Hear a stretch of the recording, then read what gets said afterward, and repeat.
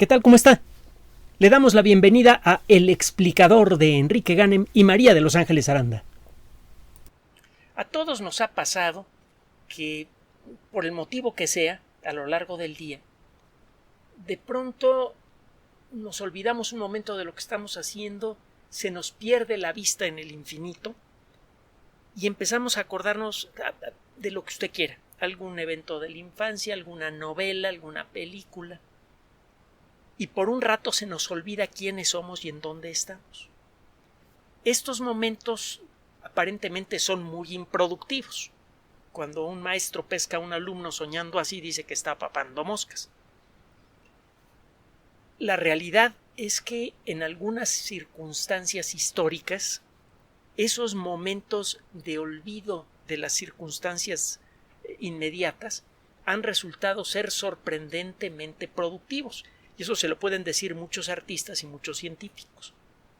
Isaac Asimov tenía un nombre para esto. Él le llamaba el efecto eureka.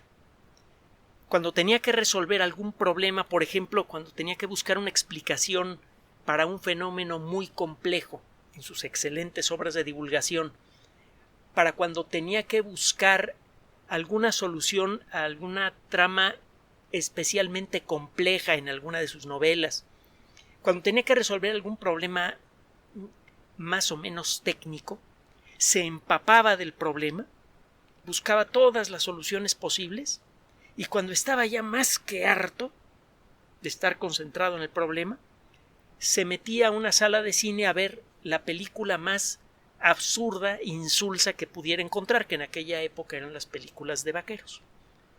Y en muchas ocasiones, después de un rato de olvidarse del problema, de estar pensando en otra cosa, la solución le llegaba a su cabeza.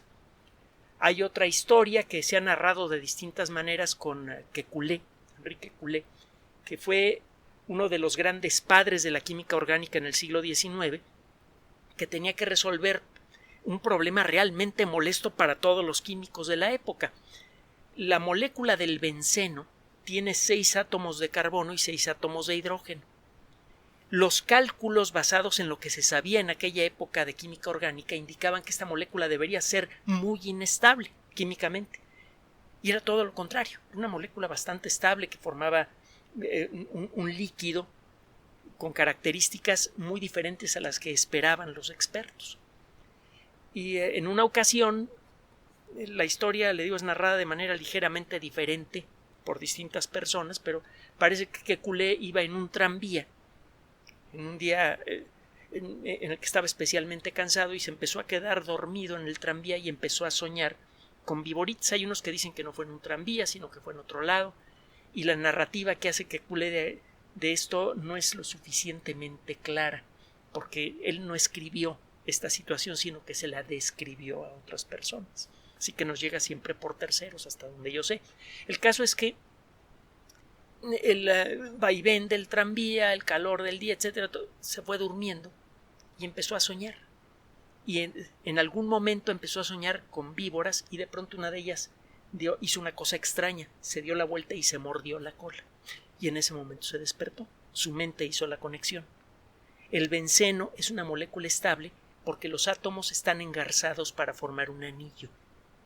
De entonces para acá los anillos en la química orgánica han ayudado a entender muchos de los secretos, tanto de la química orgánica industrial como de los secretos de la química orgánica biológica, muchos de los secretos de la vida. Hay muchas historias así. Si usted lee, por ejemplo, La amenaza de Andrómeda, una novela excelente con el título está mal traducido al español, debería llamarse La cepa Andrómeda, de Andrómeda Strain, la primera novela de Michael Crichton, encontrará bien representado un momento así. Cuando... No, mejor lean la novela. Es buenísima. La película nos encanta, Ángeles y a mí. La película original que se hizo en los 70s. Hace poco sacaron una cosa nueva que es un pedazo de basura. A nuestro juicio, no sé cuál será el suyo, pero la película original, aunque tiene obviamente los efectos de 1970, es bastante inquietante. Y por cierto, esta novela narra la liberación de un microorganismo que puede coagular la sangre. Y por esas fechas apareció la epidemia de ébola, la primera epidemia de ébola que hace precisamente esto. Entonces resultó bastante inquietante. Bueno, total. ¿Por qué le cuento esto? ¿Qué tiene que ver con coronavirus y COVID-19? Bueno, entre los científicos va a encontrar usted toda clase de aficiones, algunas de ellas ligeras, otras serias. Le he platicado, por ejemplo, de Einstein tocando el violín, de Werner Heisenberg, el gran padre de la mecánica cuántica, tocando el piano y era casi profesional, era muy bueno. Hay personajes como el gran maestro de Werner Heisenberg y el gran maestro de todos los físicos cuánticos, Niels Bohr, que le gustaba trepar montañas, irse a esquiar y pasear en una Harley Davidson, con la que pasaba por su entonces novia, para llevársela de paseo. Bueno, pues el caso es que entre las muchas aficiones que tienen los científicos, hay algunas que escapan a los límites de su propia cultura. El origami es una actividad manual que se llega a desarrollar tanto que bien merece ser llamado todo un arte. Origami significa papel doblado, literalmente. Búsquelo en la Wikipedia.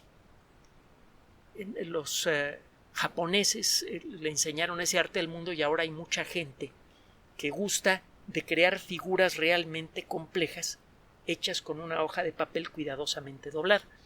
No sé si se acuerda, por cierto, ya que estamos hablando de ciencia ficción y novelas, que en Blade Runner hay un personaje que hace origami. ¿Se acuerda cuál es? Bueno. Y otra vez, ¿qué demonios tiene que ver el origami con COVID-19? Espéreme, ahí le va. Está rete bueno esto.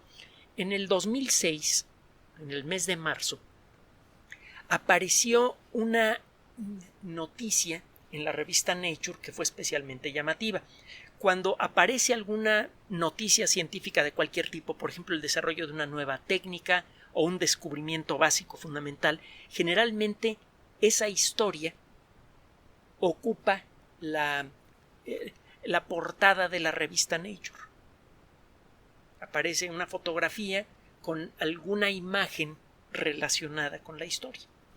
En ese 16 de marzo de 2006, y por aquí debo tener el número, la cosa es que encontrarlo está en chino, porque llega una por semana, o llegaba una por semana, es un poco inalcanzable, pero bueno, el caso es que en ese 16 de marzo llegó en la portada un dibujo relacionado con el origami, y la historia que inspiró ese dibujo es origami con DNA, o ADN, pues.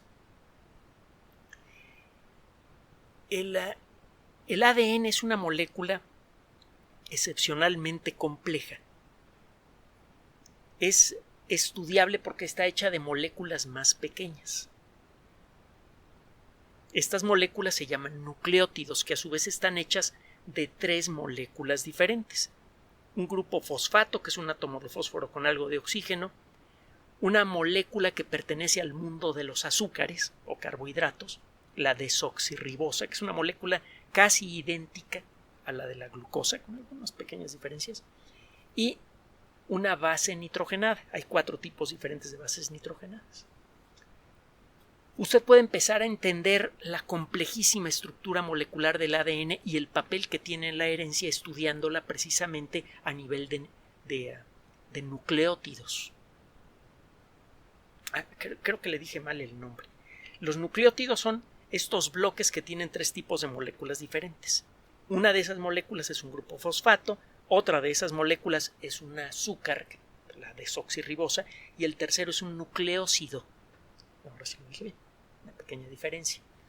Bueno, el caso es que empezó a quedar claro que muchas de las características más importantes del ADN tienen que ver con la distribución de cargas eléctricas en los nucleótidos, en estos paquetes de 3 moléculas. Y bueno, pues total que en la década de los 80s se hizo un trabajo en el que se tomaba el ADN de un virus que en aquella época se manejaba mucho en laboratorio. Es un bacteriófago, es un virus que ataca bacterias, el bacteriófago M13, que tiene un ADN que no es demasiado largo. El ADN es una especie de escalera en donde los peldaños están hechos de nucleótidos. El ADN de este bacteriófago tiene apenas 7.249 nucleótidos. Es un montón, pero es un ADN chiquitito. Los ADNs más grandes pueden tener decenas, centenares de miles de nucleótidos. El ADN de este bacteriófago se podía obtener en grandes cantidades en el laboratorio. Todo lo que tenía que hacer era sembrar bacterias en un plato de cultivo, echarles el bacteriófago, esperar a que el bacteriófago se replicara matando bacterias. Al cabo de un tiempo tenía usted en el frasquito un montón de bacteriófagos y utilizando una cierta técnica, algo elaborada, algo costosa, pero mecánica o casi mecánica, usted podía obtener una cantidad importante de ese ADN y podía ponerse a jugar con él, que en aquella época era algo muy novedoso. Bueno, pues un grupo de investigadores del Instituto Tecnológico de California, el famoso Caltech, desarrollaron una técnica que permitía tomar una cadena de ADN tomada de este bacteriófago, que es un hilito largo de ADN, y se le podía torcer para construir estructuras tridimensionales. Al principio las cosas que se hacían con el ADN torcido a voluntad eran bastante tontas. Por ejemplo, una cara sonriente. Pues no sirve de nada. Durante un buen tiempo se creyó que esta técnica no servía más que para que los científicos hicieran caritas sonrientes que costaban $100,000 porque el material y el equipo necesarios para aislar el ADN y luego inducirlo a que se torciera de cierta manera eran carísimos. Pasa el tiempo y en el 2006 empieza a quedar claro, gracias al artículo de Nature, que hay técnicas avanzadas que en aquella época comenzaban a desarrollarse y que han crecido mucho desde entonces, que permiten construir estructuras tridimensionales de ADN que pueden servir para muchos propósitos diferentes. Por ejemplo, puede usted hacer una jaula de ADN y la rellena de algo. Por ejemplo, un medicamento anticáncer. Esos medicamentos anticáncer generalmente son muy tóxicos y matan a cualquier célula que tocan. Matan más fácilmente a las células cancerosas que a las otras, pero bueno, los medicamentos anticáncer matan también células normales y es por esto que mucha gente que toma ciertos medicamentos anticáncer pierde el cabello, la piel se le hace más delgada y tiene otros síntomas de que sus células están en mal estado.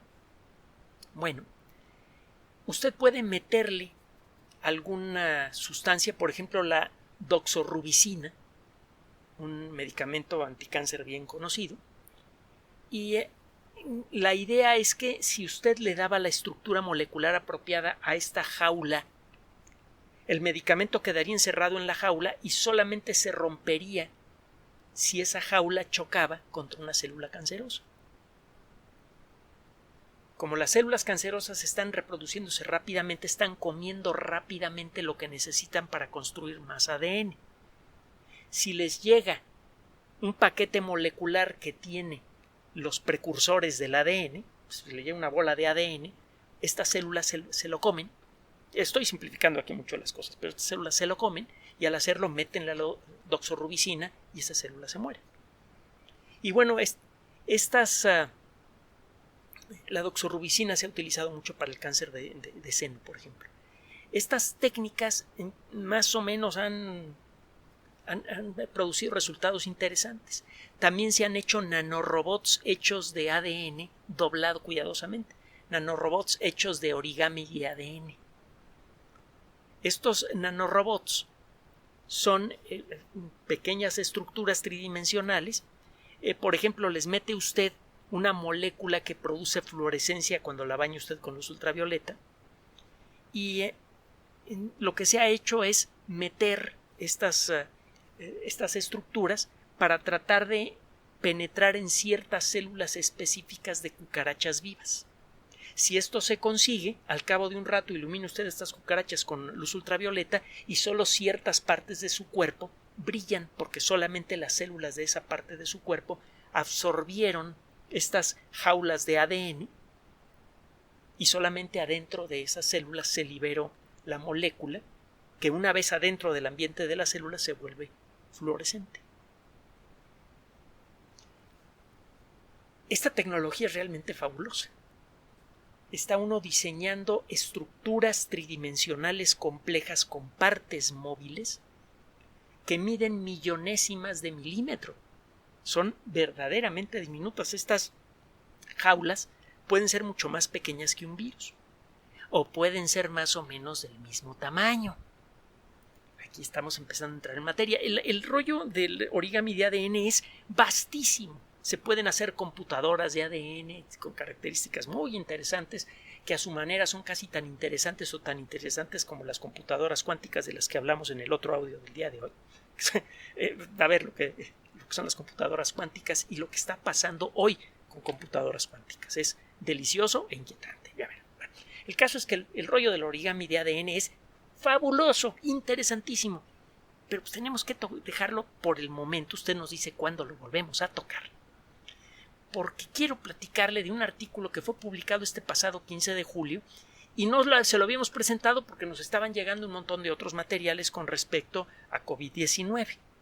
Por ejemplo, resultados de la aplicación de ciertas vacunas, etcétera. Usted, si nos ha hecho el favor y el honor de escucharnos en estos días, sabe que nos hemos visto saturados con noticias buenas sobre la lucha contra COVID-19 y esta se nos quedó un poquito atrás. Solo que está tan padre que, bueno, pues tenemos que traérsela a usted, aunque sea unos pocos días después. Se trata de un artículo publicado de nuevo por editorial Nature, pero en este caso en una revista que se llama Nature Materials. Acuérdese que Nature arrancó como una sola revista. En la actualidad esa revista ya tiene más de 150 años de existir, con una trayectoria fabulosa, un prestigio internacional excelente. Cada semana sale una revista, mire, así de gordota, con cosas bien sabrosas, igual que Nature, por cierto, que Science, perdón, que es una revista con características equivalentes. Y Nature, al igual que Science y que otras revistas como Cell, han servido de punto de partida para hacer grupos editoriales construidos con muchas revistas diferentes especializadas en distintos temas. Una de ellas es Nature Materials, es decir, la revista de Nature dedicada a nuevos materiales, a materiales de alta tecnología. Bueno, ¿y qué onda con el origami de ADN? ¿Qué tiene que ver con COVID-19? Pues mire, estos investigadores de la Universidad Técnica de Múnich, en Alemania, están trabajando y ya han tenido algunos resultados interesantes con el virus de hepatitis y virus que producen enfermedades respiratorias ligeras, los adenovirus de los que hemos hablado y que con modificaciones genéticas sirven de base a muchas vacunas muy efectivas. Bueno, ¿qué es lo que hacen? Inyectan una cantidad, bueno, estos animales de laboratorio todavía no se hacen seres humanos, pero los resultados son muy buenos y el pasar a seres humanos debe ser fácil, porque estas esferitas de ADN no producen reacciones alérgicas severas, parece que no tienen forma de hacerlo, ni tienen otras características que puedan considerarse peligrosas, así que es probable que se aprueben los ensayos en seres humanos con relativa rapidez una vez que la tecnología madure, y está muy cerca de hacerlo. Estas nanoestructuras que se hacen de ADN en este laboratorio en Múnich tienen una estructura, pues ¿qué le diré? Es como una trampa tridimensional. Esta trampa está abierta, es un poco como, ¿qué le diré? Como algunas plantas carnívoras. En el momento en el que una cosa del tamaño apropiado y con las cargas eléctricas correctas se mete en esta trampa, la trampa se cierra. Esta trampa está diseñada para atrapar virus. En la sangre usted va a encontrar muchas cosas útiles para nosotros. Va a encontrar glóbulos blancos de distintos tipos. Los linfocitos y los neutrófilos, los basófilos y los no sé qué tantas cosas. Son gigantescos, enormes en relación a un virus. Así que la trampa no afecta a estas células. Están los glóbulos rojos, que son mucho más pequeños que un glóbulo blanco, pero de todas maneras son vastísimos desde la perspectiva de estas trampas moleculares de ADN. Tampoco caen en la trampa. También encuentra usted plaquetas, que son unas estructuras mucho más pequeñas que al romperse disparan una cadena de procesos moleculares que acaban generando un coágulo. Es importante que tengamos plaquetas en la sangre en la cantidad apropiada y que estas plaquetas tengan la actividad química apropiada. Estas trampas moleculares no estorban a las plaquetas, ni las destruyen, ni las hacen dispararse en seco, sin que tengan algún motivo para hacerlo. Esto podría producir coágulos en el interior del sistema circulatorio con consecuencias terribles. No, estas nanoestructuras no se hacen caso mutuamente. Las plaquetas siguen siendo muchísimo más grandes que una trampa de ADN, y esta trampa de ADN solo se activa si algo del tamaño apropiado entra adentro de esta trampa y además tiene las cargas eléctricas apropiadas. Usted puede diseñar estas ratoneras moleculares con ADN y con alguna proteína que solamente va a reaccionar a la proteína que está alguna de las proteínas que está en la parte exterior de un virus. En el momento en el que un virus se mete adentro de esta jaula, llega un momento en el que alguna de sus muchas proteínas susceptibles toca a la proteína disparadora que está en el interior de estas jaulas y la jaula se cierra. Una vez adentro de esta jaula, el virus no puede tocar a ninguna célula y por lo tanto no puede fijarse a ella ni se puede meter adentro de la célula. Parece, cuando menos en principio, que se pueden diseñar estas trampas para atrapar a cualquier virus, no importa si aparecen mutaciones. Es decir, que usted podría liberar estas trampas moleculares en el interior del cuerpo, estarían circulando por la sangre y cuando aparece un virus, si usted la inyecta en la cantidad apropiada, la probabilidad de que ese virus sea atrapado por una de estas jaulas moleculares es muy alta. Si una persona empieza a desarrollar síntomas, la somete usted a un ciclo de inyecciones, quizá una inyección cada 3 días, 5 días, quién sabe, eso será cosa de la decisión que tomen estos investigadores. Y mientras exista, gracias a estas inyecciones de soporte, la cantidad suficiente de estas jaulas moleculares circulando por la sangre, la probabilidad de que los virus liberados por las células atacadas alcancen a llegar a otra célula va a ser muy baja. El número total de células infectadas siempre va a ser muy bajo.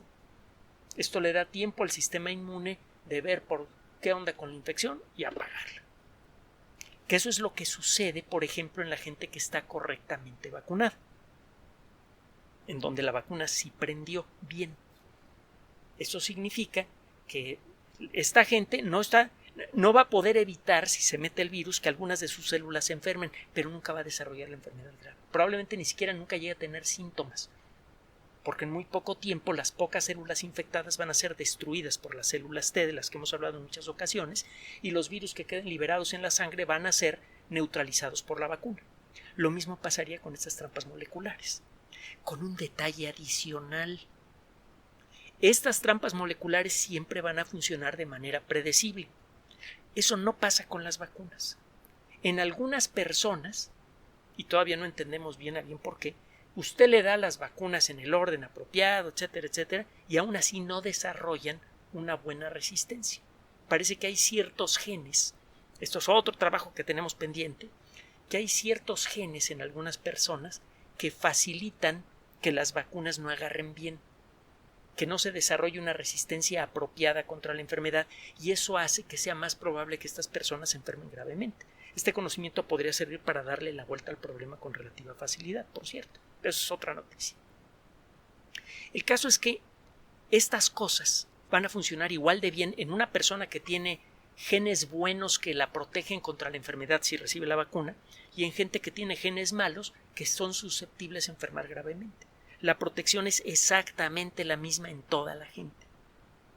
Y el cambiar el diseño molecular de estas estructuras para atrapar a otros virus es relativamente sencillo y se va a ir haciendo más sencillo con el paso del tiempo según desarrollemos maestría en esta técnica. Entonces es algo realmente muy atractivo, es una noticia padrísima, porque está en desarrollo una tecnología molecular de altísimos vuelos, ultra segura, que reduce prácticamente a cero la probabilidad de que exista alguna reacción alérgica, etcétera, etcétera, etcétera.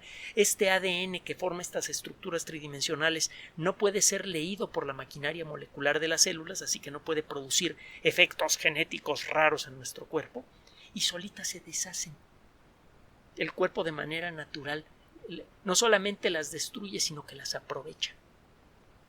Ni siquiera son descartadas por el cuerpo, sino que son recicladas. Esta tecnología, con algunas modificaciones, podría servir no solamente para llevar medicamentos anticáncer de manera más certera a las células cancerosas, sino incluso más adelante para enjaular células cancerosas. Y podría servir para hacer muchas otras cosas que actualmente consideramos imposibles. Ya le digo, tenemos que hablar de los nanorobots hechos con origami de ADN. Es algo que suena de veras a ciencia ficción, pero es algo que se está haciendo en laboratorio, a veces en forma diaria, en los laboratorios especializados. Todos los días están construyendo sus robots de ADN y están viendo cómo hacerlos mejores, cuáles son las reglas básicas para construirlos de tal o cual manera. Están desarrollando experiencia en la construcción de nanorobots de ADN para poder hacer nanorobots que se metan a nuestro cuerpo a curarnos de casi cualquier cosa que pueda usted imaginarse. Así que esta noticia no solamente es buena para el entorno de COVID-19, es buena punto. Este es el tipo de noticias que nos gusta traerle a usted. ¿Y sabe qué? No nos cuesta trabajo encontrarlas. Sea en relación a la lucha contra COVID-19 o en relación a cualquier otra cosa. La ciencia siempre tiene el potencial de darnos buenas noticias. Lo único que se necesita para que el conocimiento científico se vuelva realmente una buena noticia para todos es que todos tengamos cuando menos una idea aproximada de ese conocimiento. Solamente si toda la sociedad sabe lo que se puede hacer con el nuevo conocimiento, es que la sociedad puede tomar una decisión conveniente para todos.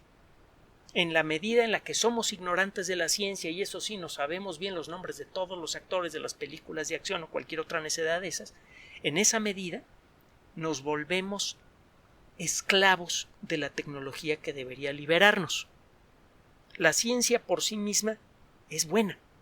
Está generando ese nuevo conocimiento que se puede convertir en tecnología. Si queremos que esos frutos sean buenos también, tenemos la responsabilidad de aprender qué es lo que se puede hacer con el conocimiento, mantenernos informados, que además es divertidísimo, interesantísimo, para luego hacer alzar nuestra voz de manera organizada para pedir, exigir que ese conocimiento se use para beneficio de todos.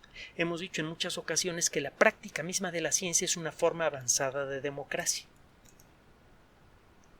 Cualquier persona puede contribuir y a cualquier persona se le da crédito si dice las cosas de una manera razonablemente coherente. Es el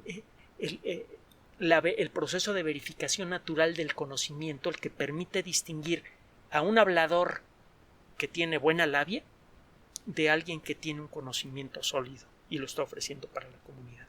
La ciencia tiene este mecanismo de corrección de errores y es un mecanismo público.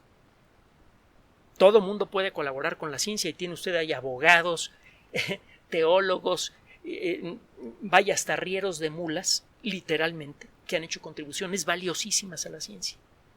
La ciencia tiene esa práctica democrática. Ahora hay que sacar esa práctica democrática a lo que es la dispersión del conocimiento para que el colectivo decida de qué manera se puede aplicar ese conocimiento en beneficio de todos. Este es un buen ejemplo. ¿Sabía usted de la existencia del origami de ADN? ¿Cuánta gente sabrá de la existencia del origami de ADN y de que ya está entrando en su etapa de madurez y del potencial que tiene? Total. Vamos por muy buen camino en la lucha contra COVID-19. Sigamos caminando en esa dirección. No haga caso de los que están diciendo estupideces con respecto a que las vacunas dejan de funcionar o están causando no sé qué rollos. No. Va por buen camino la lucha contra COVID-19 y nosotros podemos colaborar de una manera muy simple, haciéndole caso a los que saben. Siga manteniendo la sana distancia, siga utilizando la mascarilla, tenga cuidado y tenga calma. Gracias por su atención. Además de nuestro sitio electrónico www.alexplicador.net, por sugerencia suya tenemos abierto un espacio en Patreon, El Explicador Enrique Ganem, y en PayPal, elexplicadorpatrocinio@gmail.com, por los que gracias a su apoyo sostenemos este espacio. Puede usted descargar gratuitamente estos audios en formato MP3 en Spotify y en iTunes como El Explicador Sitio Oficial y en SoundCloud como El Explicador, y con formato de video en YouTube en El Explicador Sitio Oficial. Recuerde nuestras redes sociales de siempre, Twitter Enrique-Ganem y en Facebook Enrique Ganem Sitio Oficial, El Explicador y los grupos que usted ya conoce. Finalmente, El Explicador siempre somos María de Los Ángeles Aranda y Enrique Ganem. Gracias.